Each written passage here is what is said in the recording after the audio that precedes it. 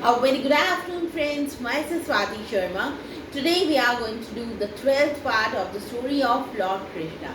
देखिए, आज हम भगवान कृष्ण की स्टोरी का 12वां पार्ट करेंगे। जल्दी से रिकैप करते हैं पिछले पार्ट में क्या हुआ। देखिए, वो घर से कृष्ण जी घर से बाहर निकले।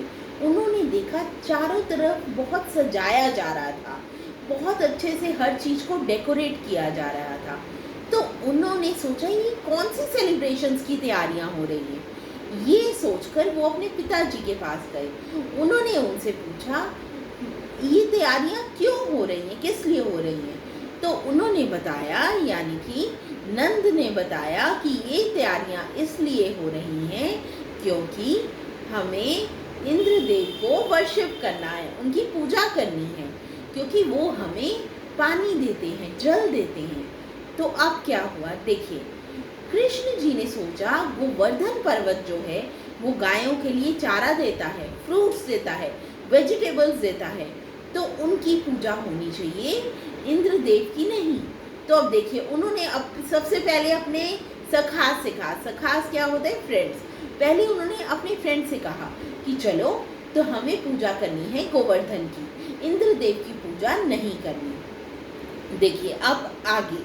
Then Krishna along with his sakhas called the other villagers. अब उन्होंने क्या किया, कृष्ण जी ने अपने सखास को साथ लिया और दूसरे विलेजर्स के पास गए और उनको मना लिया। कन्विंस कर लेना होता है किसी प्रपोजल के लिए, मना लेना। Them to worship Govardhan. उन्होंने उनको मना लिया, सारे जितने भी गोकुल के लोग थे सबको मना लिया गोवर्धन की पूजा करने के लिए। इंस्टेड ऑफ लॉर्ड इंद्र, किसके नहीं करनी चाहिए पूजा? लॉर्ड इंद्र की। और उन्होंने कहा पूजा करनी है गोवर्धन गिरी की।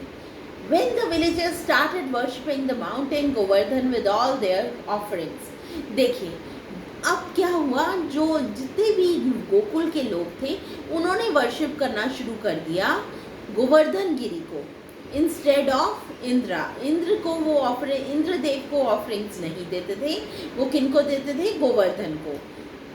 Indradev came to know about it. Indradev को इस चीज़ के बारे में पता चला कि मेरी जगह गोकुल के लोग अब गोवर्धन की पूजा कर रहे हैं, and perceived it as a personal insult. उन्हें ये इंसल्ट लगी, उन्हें ये बहुत बड़ी इंसल्ट लगी। He ordered the biggest cloud in his armoury.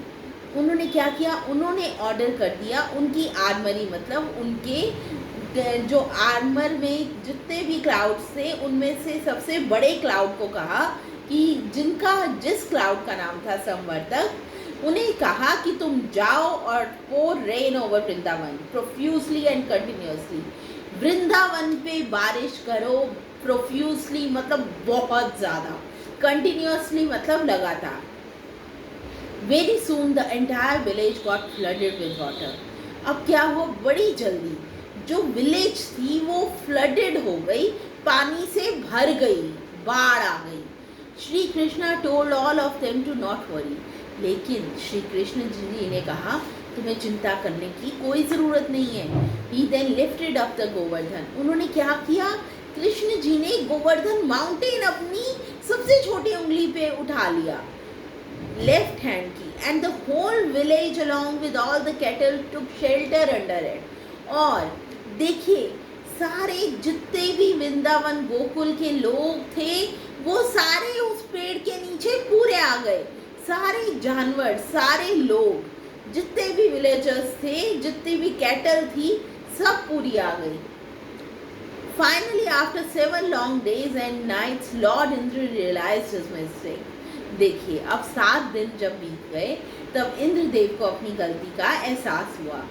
He went to Shri Krishna to ask for forgiveness. वो गए श्री कृष्ण जी के पास उनसे माफ़ी मांगने के लिए। Lord Krishna forgave him. भगवान कृष्ण ने उन्हें माफ़ कर दिया।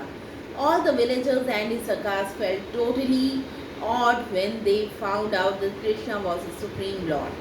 देखिए, सारे जो विलेजर्स थे और जितने भी उनके फ्रेंड्स थे, they were totally awed. Awed का मतलब क्या होता है? थोड़ा सा रिस्पेक्ट के साथ डर होना।